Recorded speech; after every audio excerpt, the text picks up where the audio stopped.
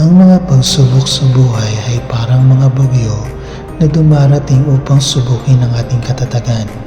Sa bawat unos, natututo tayong maging mas matatag at mas matibay.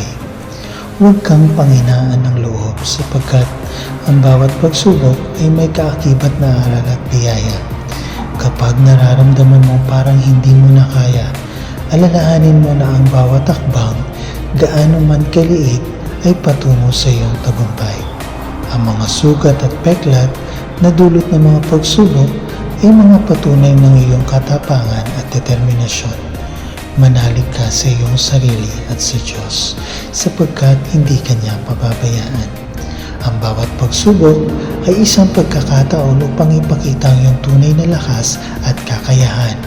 Huwag kang susuko sapagkat ang tagumpay ay para sa mga taong patuloy na lumalaban.